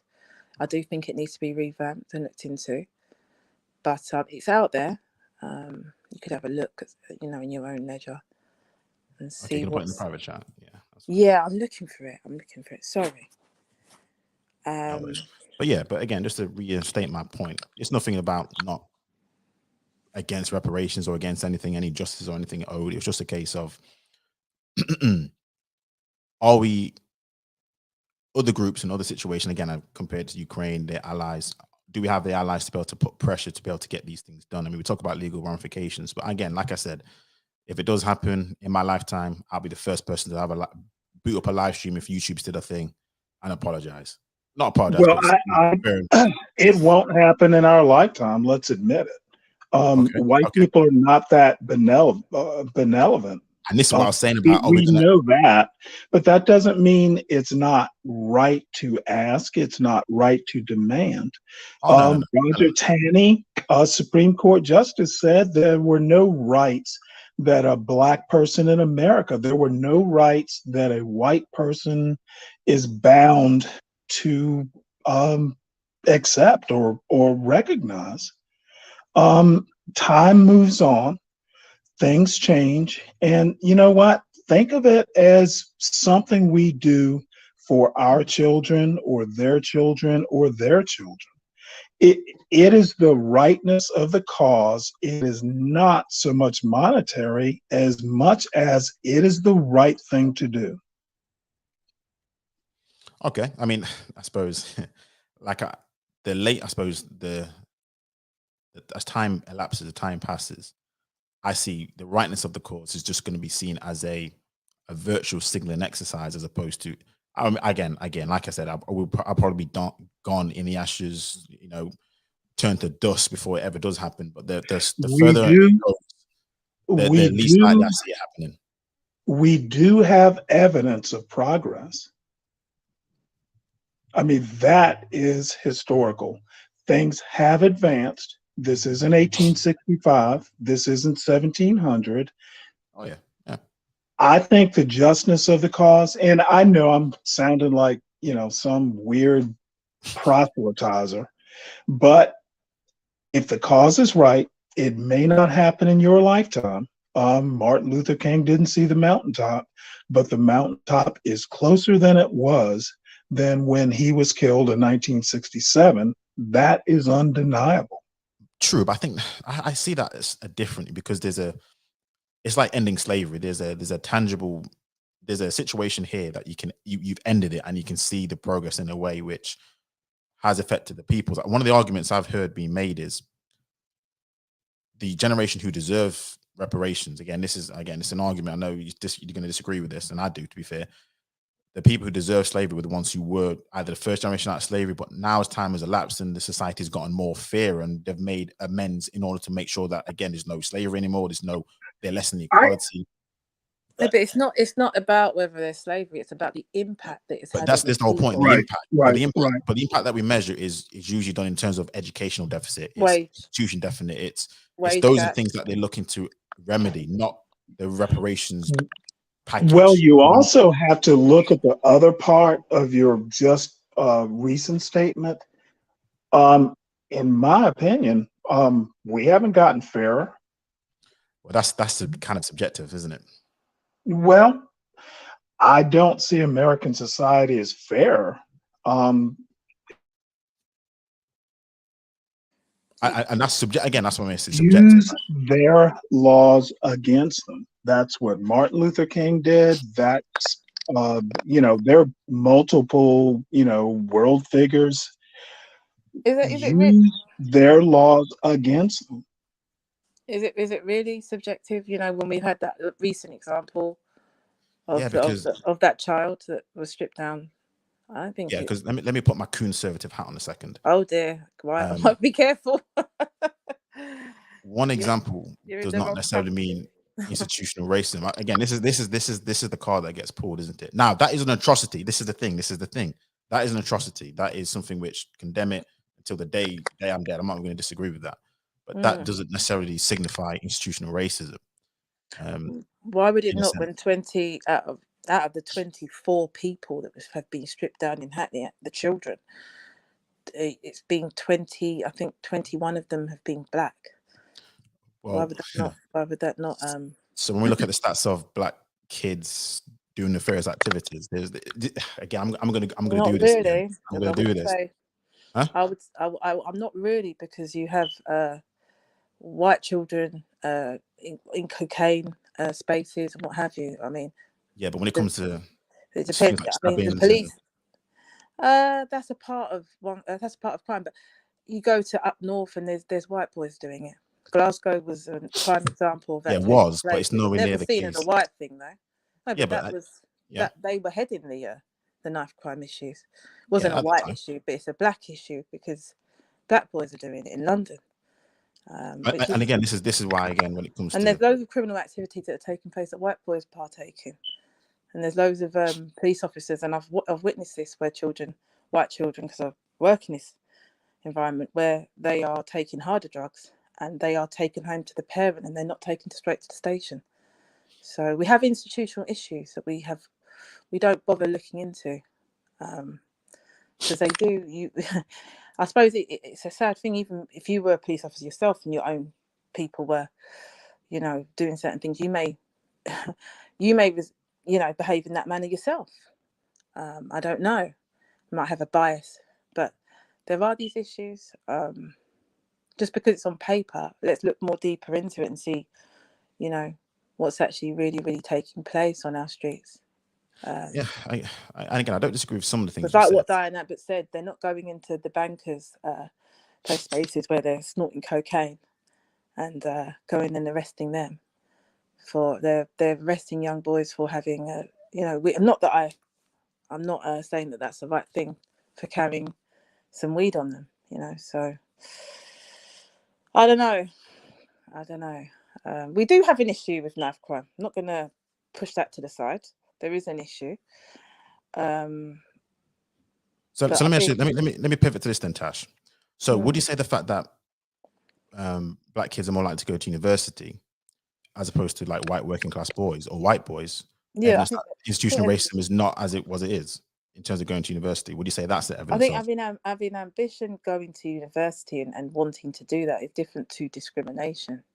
Those young men and women still suffer discrimination in these institutes. I've had to cover this on so many occasions. But if they get into education, though, Tash, if they get into education and they're getting into these situations where white boys aren't, then doesn't that not say that, hold on a second, it can't be as clear cut as? But the responsibility isn't on the black individual to. They are the victim of the discrimination. If they keep moving and pushing through, we respect that, we celebrate that, but it's still not acceptable for discriminative practices to take place. It's not just taking place to black children that have not done anything, or that are doing things. We have had a case where the young lady was not carrying any drugs on her, and she was strip searched while she was on her cycle. No, again, I've heard the case. Tosh, was this in the UK? It was, yes, it took place. Okay, if you get a second, I'd like to read the story. I'm unaware of it, and I just like to read it. I'm interested, but yeah, I mean, look, I know, I hear what you're saying. Well, no, I don't have an argument. I'm not aware of the story. No, I'll send it to you, Stanley. I hear what you're saying, White Matt. It's not every case we can shout out racism, discrimination. I hear you, but we have to be careful because this has happened to 20 children and we haven't done anything about it. And to me, that goes to another situation I was talking about us as a people. Right. And what power do we have, or what is our response to a situation like this in which we stop this from happening again? I'll use this example in which it was in Yorkshire. There was a teacher who showed, it was a cartoon of the Prophet, and I'm pretty sure he didn't show it, but was going to. And he's now in witness protection. Now, I'm not saying it has to go to that kind of length. But what I'm saying is there's groups. This is when I talk about power in terms of how we unite as a people, as groups. May I ask you a question? Yeah, go ahead. And please develop your point, because please develop it. And I do have a question about the teacher who's in witness protection. Yep. Oh, okay. So Go ahead. yeah, so the story itself, because I don't know if you know the story, Stanley, but it was a teacher who was planning on showing it was a cartoon of the prophet, and in a lot of Muslim culture, that's it's forbidden. And it got to a situation where the parents got wind of it, that it was going to be shown on a particular day. Now, on that day, all the parents of the kids, they went outside the school, then bombarded the school. They called for the teachers. They caused a lot of commotion, ruckus, so much so that the teacher has been obviously been fired, and now the teacher's in witness protection. I think teacher's name's been changed. Still don't know exactly what's taking place with that teacher, but we know the teacher's no longer at the school. And I suppose that's their response for one case, in which means you wouldn't dare see another case for at least another 10, 20 years. Again, this is extreme, the Charlie Hebdo situation, the French comic who does a lot of satire, and how, again, I'm not saying this is the route to go down, but they went into the office and they shot a lot of people because of Charlie Hebdo and the cartoon in the French magazine they released, satire of the prophet. Again, it's all tongue in cheek. That's what they do, but it's not the point. I hope that makes sense, Stanley. Yeah, I would just say with that case, the teacher in question, she actually went against the coordinator for, I think, religious studies. I think it was he. I think it was a him though. It could have been two, but I know it was a him. I think. But yeah, I'm not 100% sure, but I know from what I understand from somebody that was closer to that kind of space, that they were able to deal with policies and procedures in regards to the teacher himself was advised not to do that by the head coordinator. Oh yeah. So it wasn't just the pressure of that. It was that they'd overrided. Yeah, but the response, Tash, if the response wasn't what the response was, even if it wasn't, that wouldn't have been the reaction at all. Would you not say with Child Q, we've responded in a fairly strong manner? The year 11 protested on Friday. The teacher is now gone. No. I agree, but I think we've done fairly well so far. But when you said to me 20 out of 24, yeah, we got. Then my question would be 100%. Yeah. No, Can I ask you a question? Was this teacher was white, correct? Correct. Male or female? I'm sure it was a male teacher. I've forgotten the name of the person, but it was a male teacher. I'm sure. Okay, and there was a teacher, a couple, maybe 3 years ago, who kind of took that same stance. And there was Charlie Hebdo, which kind of should have been a lesson, but some people don't learn from history. There was a teacher who was literally beheaded. Was that in England or France? I'm sure it was France, because I know the France one, there were shootings, and I'm pretty sure someone was beheaded. But I'm sure that was okay. So this was an English teacher? The one, yeah, there's two of them. So the one that is gone into witness protection, clearly that's the English teacher. So I must ask this question, and it will sound flippant, but do I want my kids learning from some teacher who is adamant about showing a cartoon that he knows is going to be controversial? I don't get the point of I don't get the lesson he's trying to teach. I mean, no, and to be fair, I don't know. And that is whiteness in a nutshell. That is woke whiteness. No one will keep us from, and this is a joke, so please no one take offense. We're going to show those darkies how liberal whiteness and free speech works. I think that's the wrong lesson to teach. Maybe gratuitous offending people is not a good lesson that I want my kid to learn. No, you're right. And funny enough, when you said that's kind of how I suppose whiteness acts, and it doesn't kind of care. And you're right, but I suppose this is where I would argue, and this is where my sort of take on it is reversed, is for them, there's consequences for that action, in which I'm not saying we have to go to those lengths, but that was a situation where now he's no longer at the institution, and I think that probably And happens under once every 10 police years if you're protection. lucky. Let me point out something you just said. Did you not say for them? And I'm not even going to make this a white or black thing. For the stupid people would be them. A Yeah. smart white person wouldn't have done this shit. Well, I hear a lot of, I say so-called smart white people commented. They won't do it, but they'll say there's nothing wrong with it. This is another thing that happens, which I don't know whether you've picked on, Stanley, where a lot of times how I've interpreted it is even smart ones still say, why are you offended by a cartoon? Why are you offended by words? You shouldn't be offended by words. I have a lot of problem with that, but I hear that a lot. And that how, because they perceive but being intelligent, you why should be able would you to argue. why would you take this lesson? Why doesn't he go to a mosque and ask? I don't think he would dare. And the thing is, they know that they know Well, exactly. then it is false courage. It is whiteness. If you want to know the answer, go ask the people who are offended. That's kind of obvious. You would think so, and I agree. And but with I suppose a lot of Muslim communities, they kind of, when it comes to this type of stuff, very united on this. When it comes to us, we can be divided on issues which we should be united on. When it comes to things like blackface, for example, I've seen examples of black people say, "I don't care about blackface," and yeah, all this kind of I'm stuff. gonna tell you right now, the worst thing about free speech is thinking free speech does not have consequences. No, I agree. You can say what you want to say, but the consequences are not free. Free speech is not a get out of jail card. And white people, specifically white people, do not understand that. Well, that's what they mean when they say free speech. So a lot of times, Yeah, Well, when then, you know what?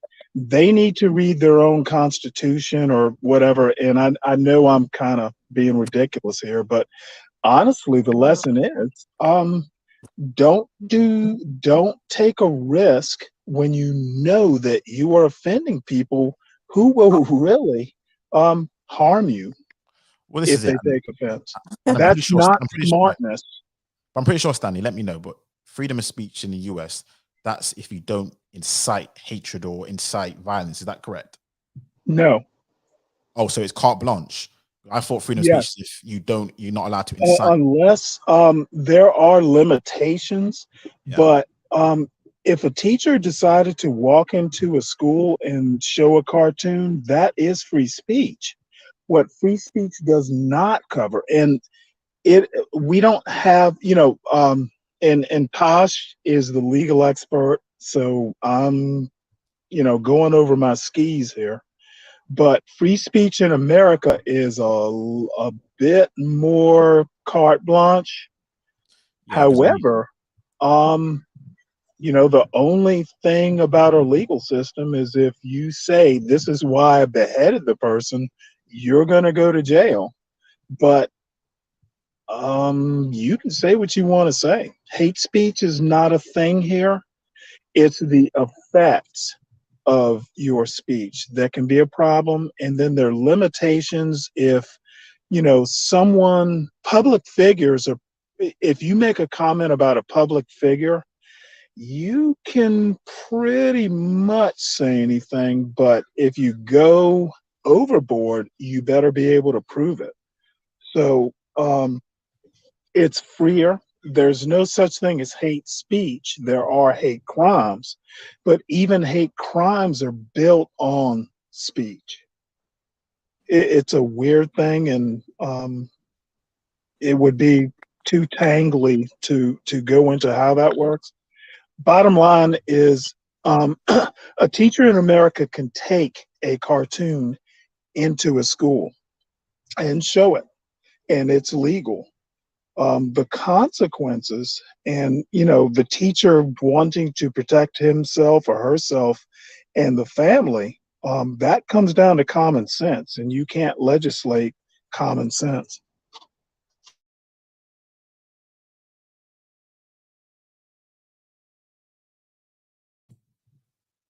no, I hear you. I hear you. Sorry, Tassie, do you want to say something? I know you've been off mute a little bit. Yeah, no, I was just going to say that in regards to like legislation, yeah, we're protected to a certain extent in regards to freedom of speech, in regards to hate speech, right? But there is like a hierarchy system that we all know. I think we all know very well in the UK in terms of the Jews in particular at the top. You know, you really you'll find it very difficult to get away with accessing your rights to freedom of speech. And they're the thin line between freedom of speech and hate speech in regards to the Jewish religion and their community. Funny enough, Muslims are very far down the ranking, and Black people even further down. So it is about people actually actioning their legal rights in regards to this. But like you said, I mean, I don't think it's there is consequences, and this is what people don't realize.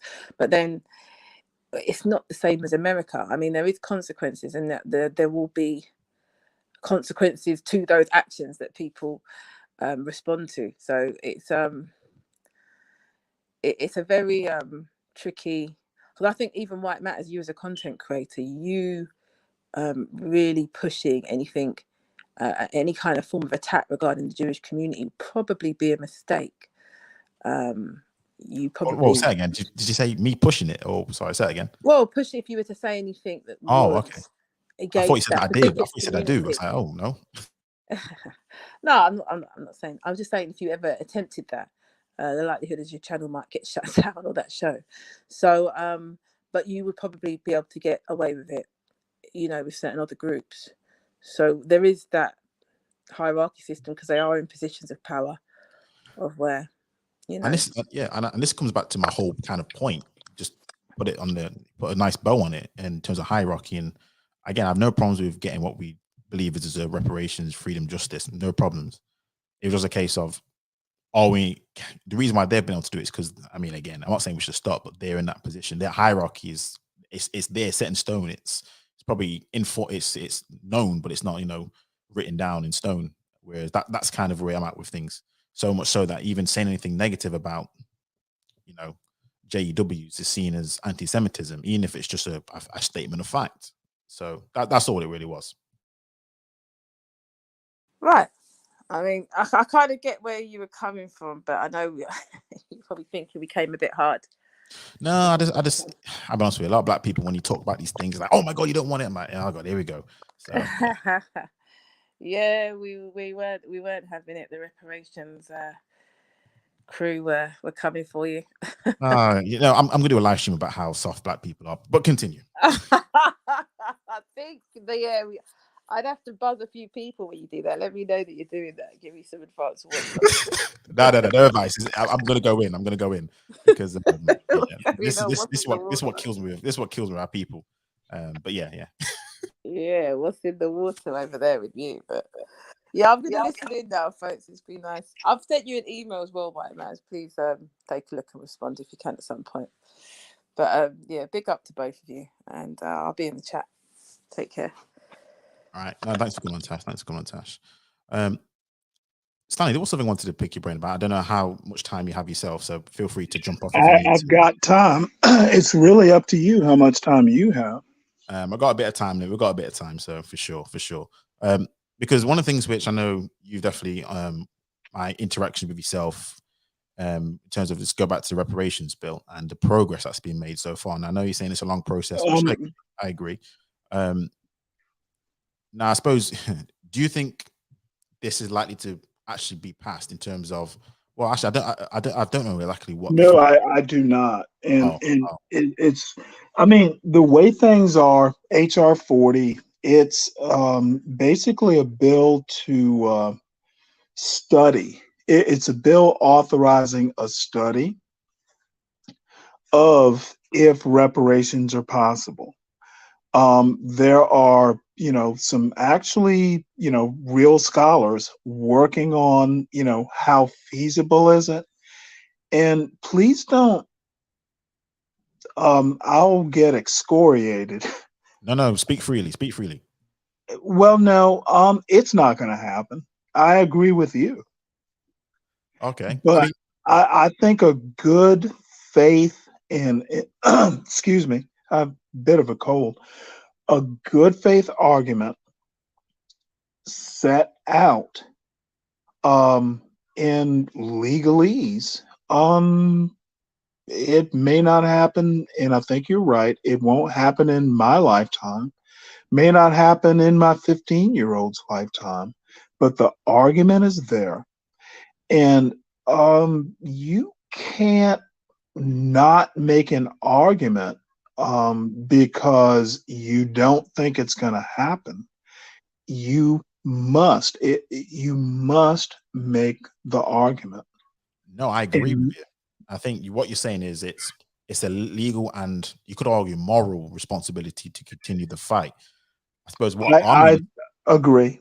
I suppose Agree. what I was going to say, and just another question to ask is, Don't expect it. Don't count no, but don't count your eggs, because it's not gonna happen. But my take, and here's, I suppose this is just to make it clear, my take is not we shouldn't do it. My take is, how do we almost put a jetpack on it to make sure it's more likely to take place?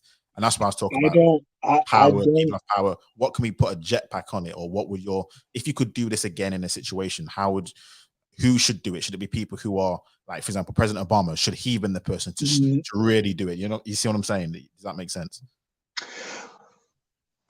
Oh my goodness. I would go into some weird, philosophical argument. Sorry. There is no jetpack. It is up to us to build one, and we may have to do coalitions. And I must I must go to Mandela as an example. He was at was it Robben Island for almost 30 years, 29 years. Yep. But guess what? He didn't get to see it long, but he got to see it. And I'm not even suggesting that I or any black person, black American, is Mandela. But he and Bishop Tutu, and it's a separate conversation about the South African Constitution post reconciliation process. Don't count on it happening. But maybe if the moral argument, this is Martin Luther King, if the arc of history bends towards justice, the moral arc bends towards justice, we may not be at the end of the curve. You have to, that does not mean you don't raise your kids right. That does not mean me as a father or as a black American, we don't work hard.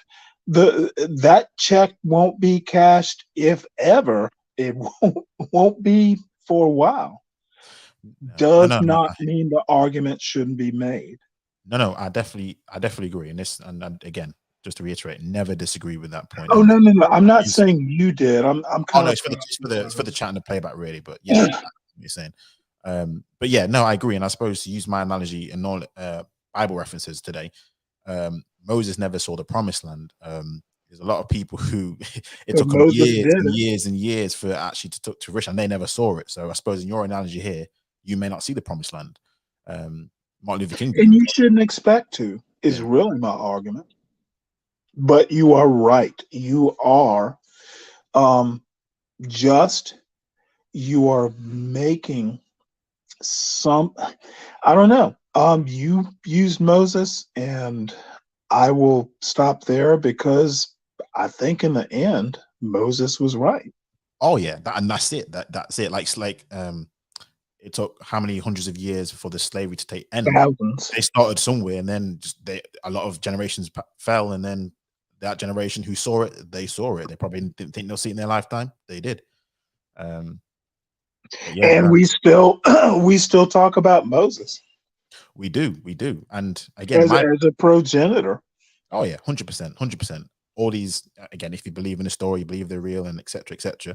Well, even if you don't want to go there, I'm pretty sure, and if you don't want to go back to Moses, there are many recent examples within like my lifetime. I'm older than you are, but within my lifetime, there are plenty of examples of Black Americans. You know, I could name them off and I won't do that, but it'll happen, just not soon. And in the meantime, we have to do the best we can. And that is also a moral thing too. You can't sit on your tuffet and wait for the for For it the to happen. yeah, You still have to live your life no, I and agree. make the best of it. I agree. And I had an argument with someone about this and how when this conversation comes up, there's a viewpoint that says that you're waiting around waiting for someone to. It's like, no, Black people are working. Black people are living life. They're in education. They're doing their thing. It's just they want this. So no, I've had conversations about that. But yeah, it all 100%. yeah. Um, And for me, we will move on. We will. It's not even a matter of conquering or we're not Romans. I I don't think we're any more moral or any better or anything, but our cause is just, in my opinion. no. I respect that. I respect that. And for me, this is kind of where I'm at a little bit with things in regards to, again, I suppose I talk about that jetpack and how if we don't have it right now in a classical sense of a first world nation in which we had a powerful allies countries in the Americas or Africa who had our invested interest, who could again make processions on our behalf or what. I don't know how you believe about that kind of thing. Whether you think it's not something which is well, that's not the play you would do. But for me, when it comes to a lot of the issues that we've seen just around the world over the last sort of few weeks, for me, that just highlights just how for certain situations they are able to say these things to us, do these things. And because we don't have no leverage, we don't have no power, it's just a case sometimes where we're just marching and protesting just to basically to thin air. That's how it feels to me. It's just a feeling. That's how it seems to me. And all these things are just virtue signaling, and it doesn't change the actual core root of it. So that's kind of where I'm at with things sometimes. Well, I don't know that I agree absolutely. I think excuse me. I think George Floyd, if technology can help, I think one of the things, over the last 20 years and maybe a bit longer, and I'm old enough to know this and to have experienced it. When I was a kid in high school, for instance, people would say, hey, this dude called me the N-word. Well, he says you did not. I'm sorry, he did not call you that. He says he did not. All the witnesses said he did not. It's your word against his. And I won't go into details, but it's happened to me. There is no, if it is photographed, you cannot. I'm thinking of Chris Cooper and Amy Cooper. That Central Park thing. I'm You thinking of mean George Floyd. Yeah. I'm thinking of Ahmaud Arbery, which to me, because I live in Georgia, and I know that part of South Georgia. The Ahmaud Arbery case was actually way more significant, and George Floyd was a tragedy, but Ahmaud Arbery, how the case evolved was way more telling about the way America is. Now, on that, because wouldn't you argue that there's a massive counter push on the opposite side No, now? I don't. It's not a counter push. In terms of It was a big reveal. or I mean, in terms of the last point in regards to how America really is, because there's the other counterpart where there's I know you're in those spaces in which you have a lot, even again, a lot of Black Americans, most likely seem to be right leaning. There's a massive counter push about how things aren't, in terms of revealing, it's not what we think it is.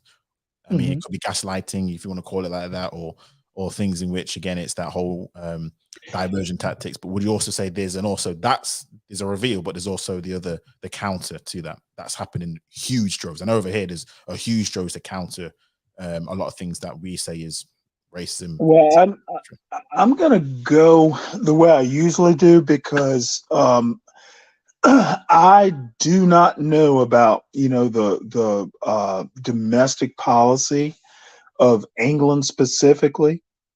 I do have an idea of how the U.S. works, and my point when I say that is how America is, I'm not going to go into the details of the Arbery case. However, it is prototypical. It is actually something you want to know the whole story about. It's more indicative. I think George Floyd was obvious.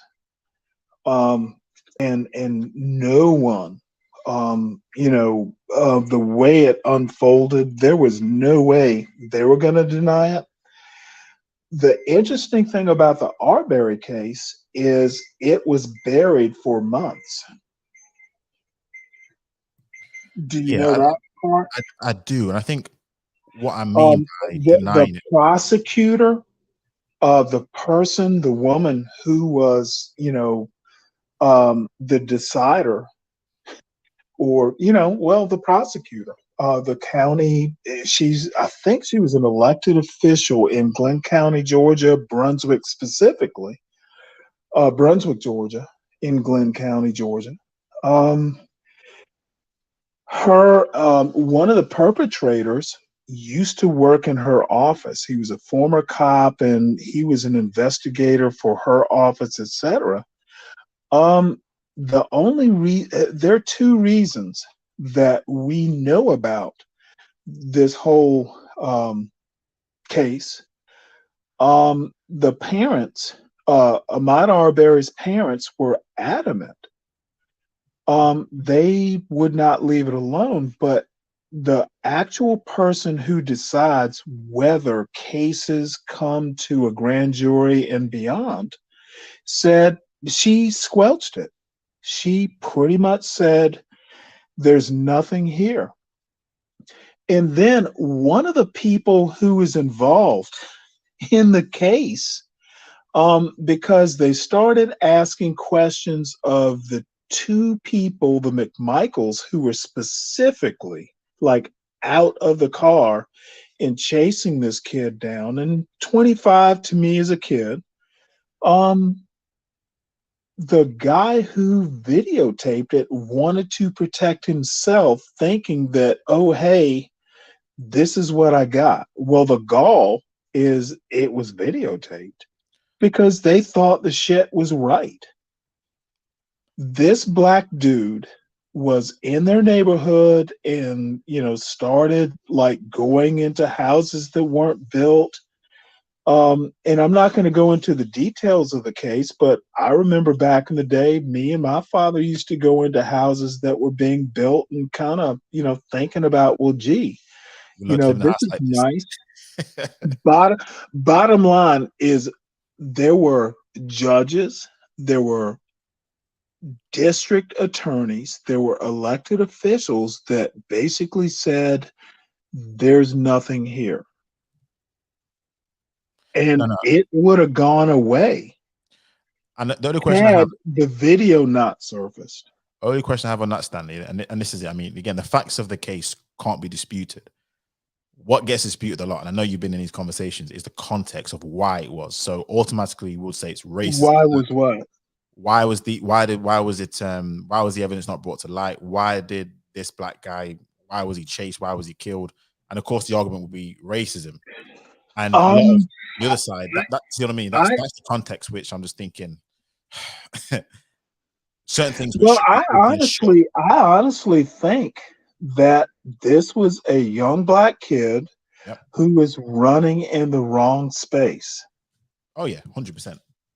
So I mean, that's why they did not think he should be there. And when the question popped in their head about why are you here, they thought that, hey, we're going to chase you down and we're going to force you to answer our questions. We want to know. And you will be subservient to our wanting to know. There was no free speech. There was no freedom here. You are in our space and we want to know why. And we're going to use any means necessary to make you answer our questions. And when he decided that I'm going to run away or I've done no, shit. If you haven't done anything wrong and you don't know these people, why are you going to talk to these people chasing you down in trucks in daylight? No, again, yeah, I agree. It makes no sense. So the bottom line is they thought that what they wanted superseded this kid's freedom. That's the essence of it. Their freedom and wanting and their rights to know, which really isn't a right, superseded Ahmaud Arbery's rights to, if you want to know, fucking take me to court. Yeah. Their rights superseded his. And that is America. Some people are more equal than others. And it's always been that way. And oddly enough, sometimes it doesn't matter what color you are. And funny enough, sometimes it's a class thing. Sometimes whites, why are you here in our rich neighborhood? That's happened before too. And these are the conversations, Stanley, which I've seen, I listened to, and this kind of is where I kind of wanted to get to about, would you say it's purely down to race? And you kind of answered it where it's not always. I don't think everything's about race, if that's what you're asking. Not everything. In this case, it was. Okay. And it's open to interpret. See, that's the other odd thing. There are conservative black arguments in the US. You can't blame everything on race. And I agree with that. Yeah. But you know what? If you are inclined to think that way, prove us wrong. Well, this is why I've fallen off the bandwagon. This is why I hate saying I align myself, but with the conservatives, I sort of like, you know what?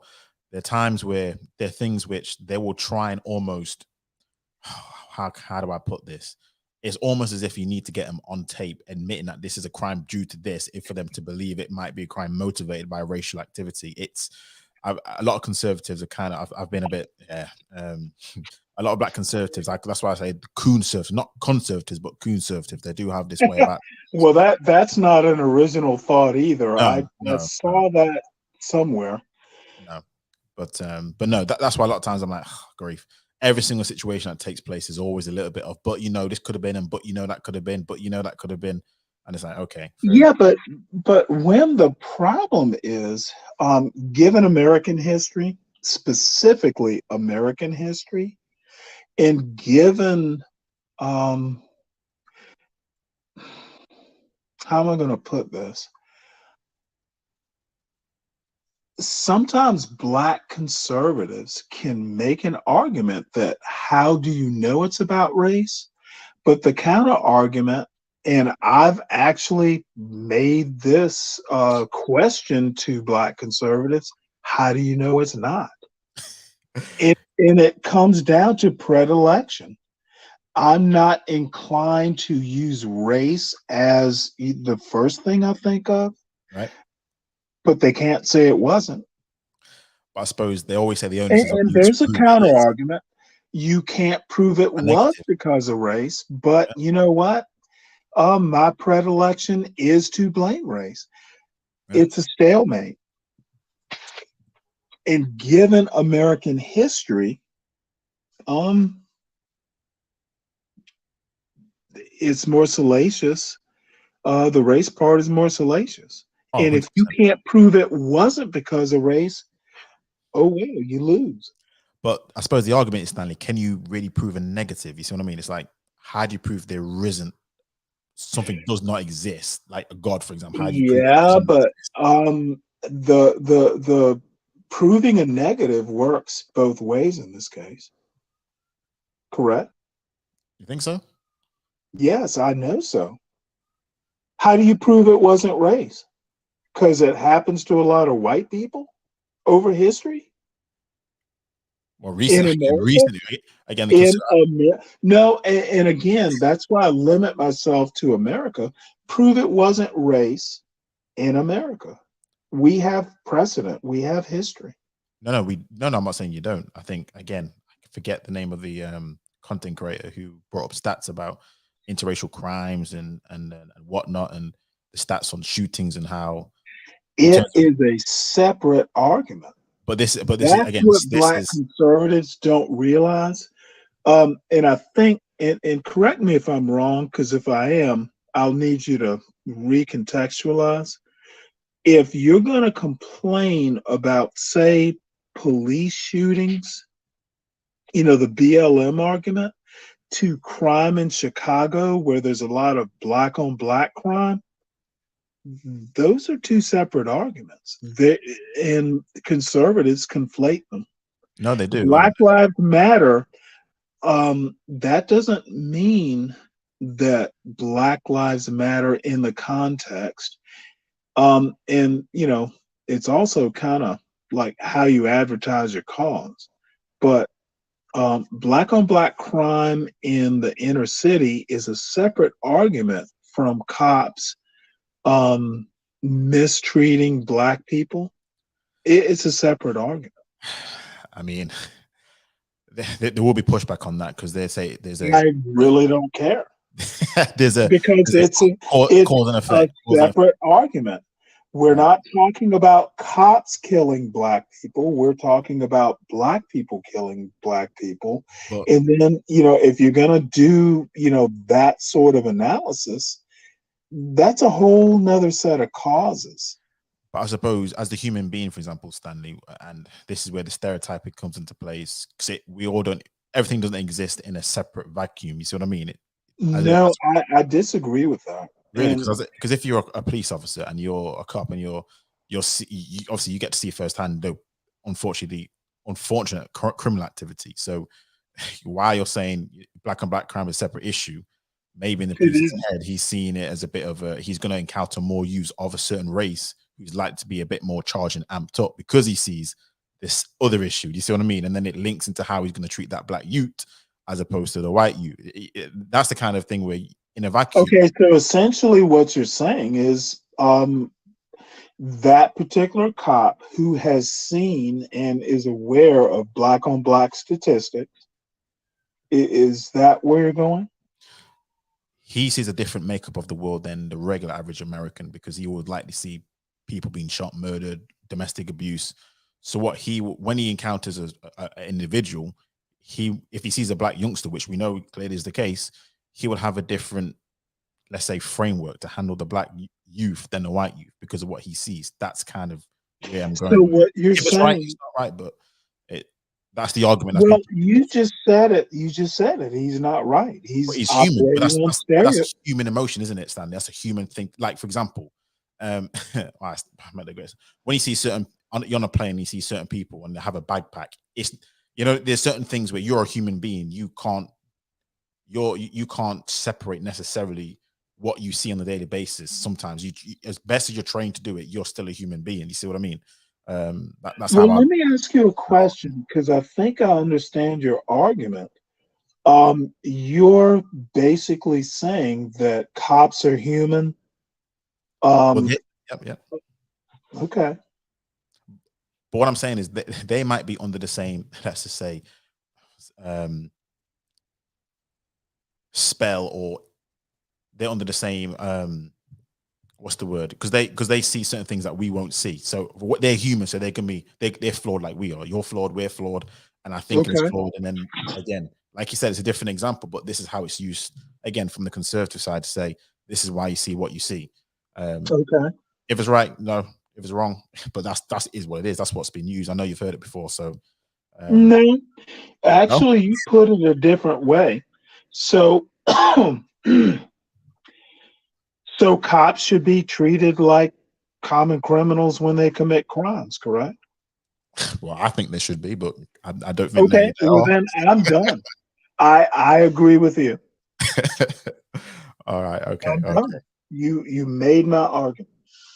Cops, if they commit crimes, whether it's mistaken, it does not matter what the reason is. I think that was kind of the premise. If cops are as human as the rest of us, then they should be held to the same account. Correct? I believe so. I mean, you could even Okay. argue high. You can even Then argue I higher. agree. But yeah, obviously what they should and they are, that's two different things. But yeah. If they commit a crime, then yeah, they should be locked up like everyone else should be locked up. And So they should be held to the same standard, correct? yeah, I mean, you could argue higher, but yeah, at the very least, yes. I can't agree with you more. Yeah.